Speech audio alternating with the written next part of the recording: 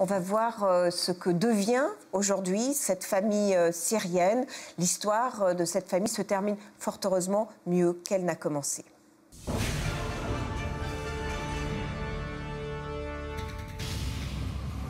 Même dans le creux de l'été et en plein mondial de foot, la tragédie vécue par Soua et Omar provoque un choc en Suisse. Pratique inhumaine, absurdité bureaucratique, improvisation. La presse ne mâche pas ses mots. Mesdames, Messieurs, bonsoir. Le pays s'interroge. Avoir ainsi laissé ce bébé mourir, est-ce la preuve que le système de renvoi des clandestins échappe à tout contrôle? Le comportement de la Suisse, comme le disent les commentateurs, a-t-il été indigne d'un pays civilisé? Le Haut-Commissariat des Nations Unies pour les réfugiés s'est exprimé avec inquiétude sur ce cas. Nous sommes très perturbés par la nouvelle du cas de cette femme syrienne qui est arrivée à la frontière suisse, apparemment enceinte de 7 mois et dans un état très préoccupant. On nous a assuré qu'il y aurait une enquête sur ce cas, mais comme mentionné dans les rapports, nous demandons au pays d'accueillir les Syriens à leurs frontières.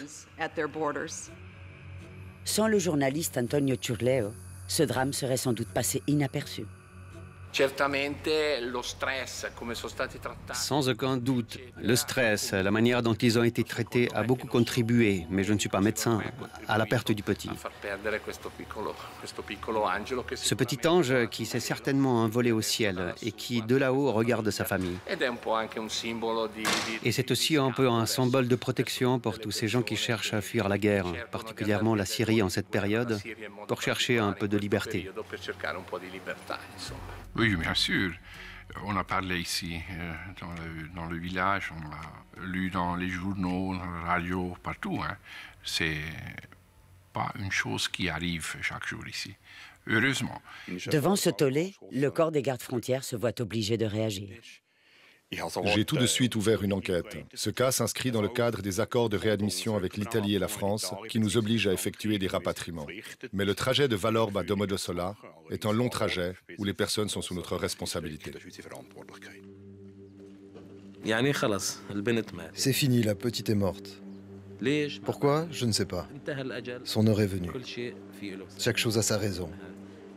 Si cette personne avait pris son téléphone et appelé une ambulance, ma fille serait présente maintenant. C'est pourtant simple.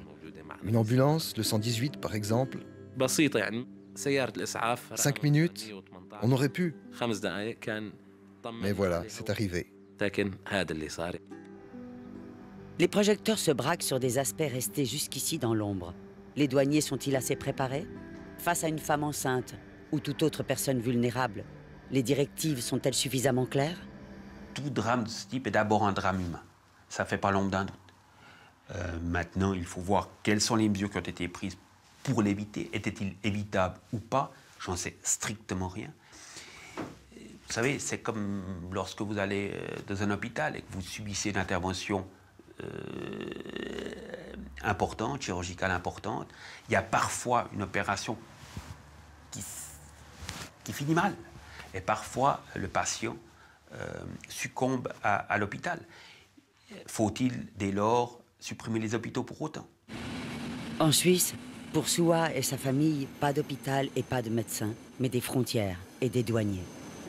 Ce sont des milliers de personnes qui passent nos frontières, qui passent de l'Italie à la France en passant par la Suisse, dans des trains fantômes, et puis qui n'ont pas vraiment de droit, apparemment, dans ce qu'ils sont en train de faire. Ils ignorent même parfois qu'ils passent par la Suisse. Ce sont des personnes un peu fantômes, comme le train fantôme qui les transportait. Peut-on se permettre d'avoir des états d'âme lorsque l'on garde une frontière? Nous avons aussi effectué le voyage à bord de ce train fantôme. Le train est géré par Tello, une compagnie privée. Marie est employée officiellement pour assurer l'accueil des passagers.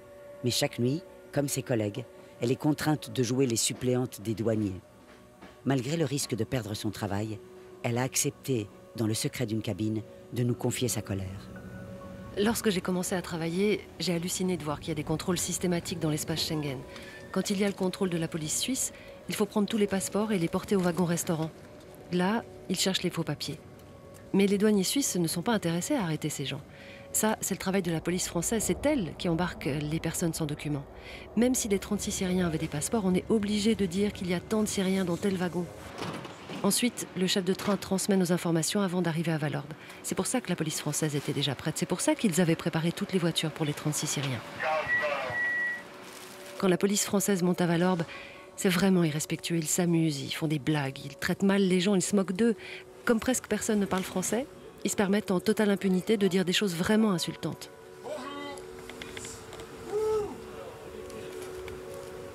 Brigade sanitaire, contrôle des fromages.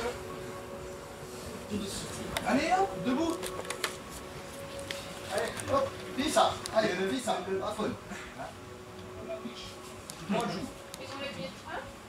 Si on les fait énerver, moi aussi. Ce genre de comportement semble être la règle. Le huis clos de ce train fantôme est particulièrement propice au dérapage. Je pense que aussi pour les gens qui travaillent à la douane, c'est pas toujours simple. Parce que ce sont aussi des êtres humains. Et je connais quelques-uns qui ont aussi des familles, des enfants, sont trop gentils, ils viennent aussi à la messe et tout ça. Et je pense pas que c'est toujours simple de faire le travail. Ils sont aussi dans un dilemme.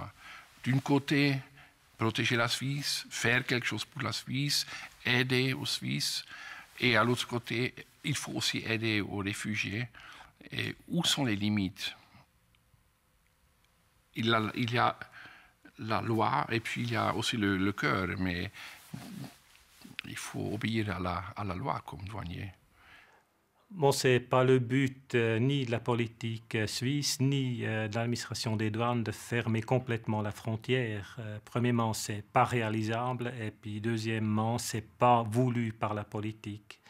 Et puis si on compare avec la Deuxième Guerre mondiale, où la frontière était totalement fermée par l'armée, par le corps des gardes-frontières, il y a quand même des personnes qui ont réussi d'entrer en Suisse.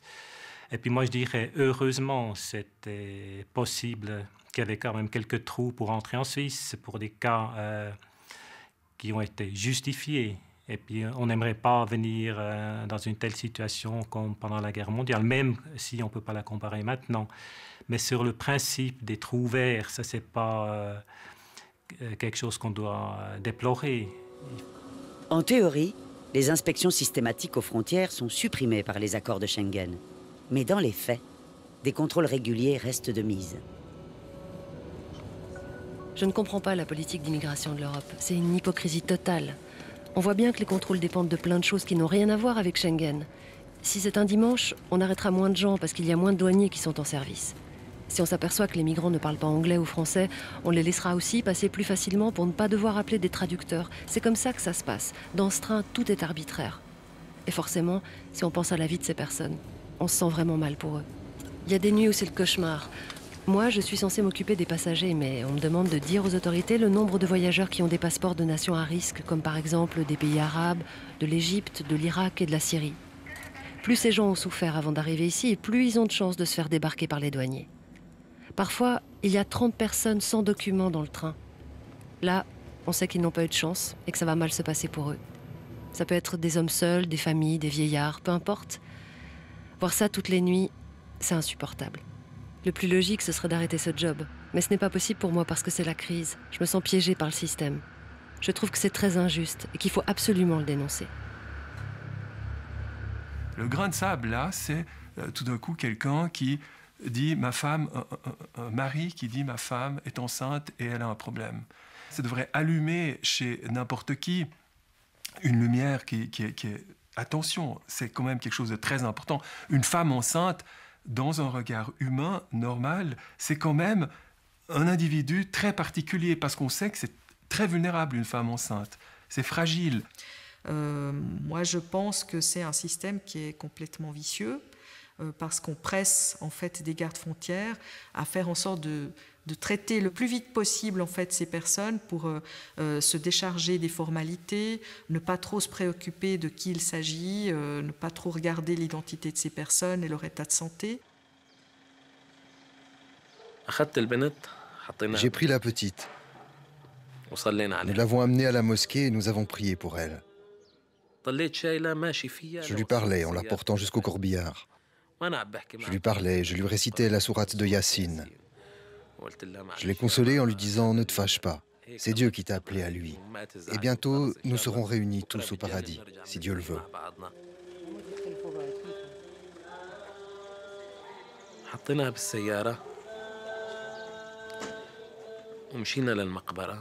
Nous sommes partis en direction du cimetière. Les Italiens ont réservé une partie du cimetière aux musulmans.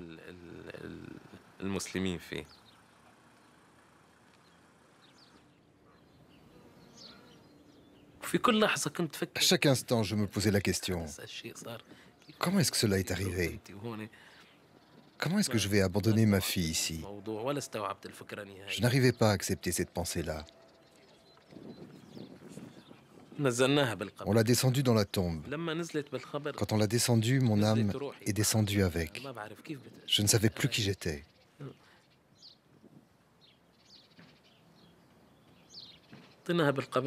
On l'a mise dans la tombe. Ma fille est dans une tombe et ma femme malade est hospitalisée. Mon jeune fils est hospitalisé en pédiatrie. Qu'est-ce que je peux faire? C'est donc ce 11 juillet que l'on attendait les conclusions de l'enquête interne. Ces résultats restent secrets mais semblent compromettre fortement les douaniers. Le corps des gardes-frontières a décidé de transmettre le cas à la justice militaire pour enquête. 15 personnes étaient impliquées en tant qu'accompagnatrices. Mais la justice militaire est la seule compétente pour décider de la responsabilité de chacune. L'affaire ne s'arrêtera pas là. À partir de ce jour, personne n'acceptera de répondre aux questions qui continuent de se poser. Devant notre insistance, le porte-parole des gardes-frontières consent à faire cette seule et unique déclaration. Les membres du corps des gardes-frontières sont eux aussi profondément attristés par cet événement tragique. Nous avons par conséquent immédiatement introduit une enquête interne. Jusqu'à la conclusion de l'enquête menée par la justice militaire, cependant, nous ne pouvons pas nous exprimer sur ce cas. D'ici là, il faut respecter la présomption d'innocence et il faut éviter les jugements hâtifs. Voilà, c'est ça.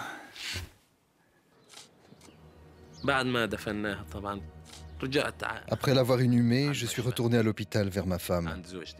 Une fois près d'elle, elle m'a demandé « Vous l'avez enterrée, la petite ?» J'ai répondu « Oui ».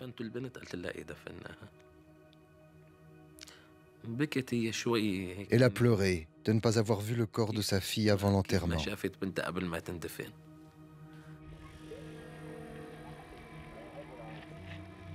Cette tragédie reste couverte par le sceau du secret militaire.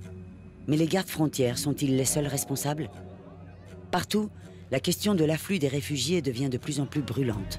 Les Européens n'accueillent qu'au compte-gouttes les exilés syriens qui continuent de fuir leur pays par millions. Après des années d'hésitation, la Suisse s'est finalement engagée à en accueillir 3500 en 3 ans. La France reste loin derrière. Seule l'Allemagne sort du lot avec 30 000 Syriens attendus. Selon les Nations Unies, la Méditerranée est devenue la route la plus dangereuse du monde. Le Haut Commissariat aux réfugiés se dit choqué par le manque de solidarité des pays européens. Mais qui l'écoute encore dans un Occident qui se barricade?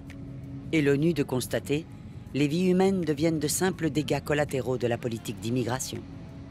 Comme tous ces migrants, Souha, Omar et leurs bébés, ont-ils payé le prix de ce climat qui les perçoit comme une menace? Ont-ils été les victimes collatérales d'une politique d'asile suisse qui ne cesse de se durcir? Ici, au pays de la modernité et de la démocratie, il devrait y avoir un peu d'humanité pour les réfugiés syriens. Alors, moi, je crois qu'en effet, que le monde est devenu beaucoup plus difficile à comprendre, d'une part, et que nous vivons dans un monde beaucoup moins sûr, au sens large, que par le passé. Et par voie de conséquence, il y a une insécurité dans la population qui est ressentie, à tort ou à raison, mais elle est ressentie. On ne peut pas en faire complètement abstraction. Alors le climat politique en Suisse est détestable. 1 ou 2 fois par année en Suisse, on vote sur des initiatives qui veulent limiter l'immigration. En 4 ans, les Suisses ont été consultés pas moins de 5 fois sur des objets liés à la place des étrangers dans le pays. Je pense que le peuple, aujourd'hui, considère que la question migratoire est une question très importante. Tous les sondages le démontrent. Si l'on passe son temps à s'émerveiller des bienfaits de la démocratie, en considérant que c'est le meilleur système qui existe, eh bien, il faut admettre que la volonté populaire s'impose aux magistrats.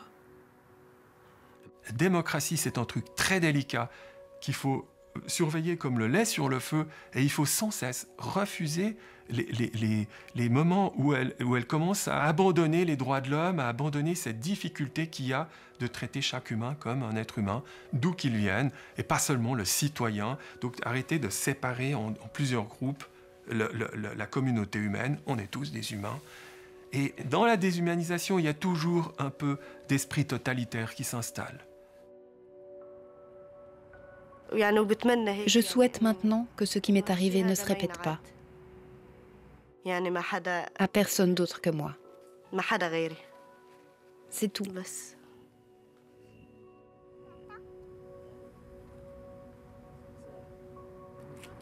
Alors que le reste de leur famille a trouvé refuge en Allemagne, comme prévu, Souha, Omar et leurs 3 enfants ont obtenu l'asile politique en Italie. Au moins, ce drame aura eu le mérite d'accélérer la procédure. Une partie d'eux-mêmes reste ensevelie à Domodossola, mais ils n'ont qu'un rêve, rentrer à Alep pour tenter une nouvelle fois de reconstruire leur vie.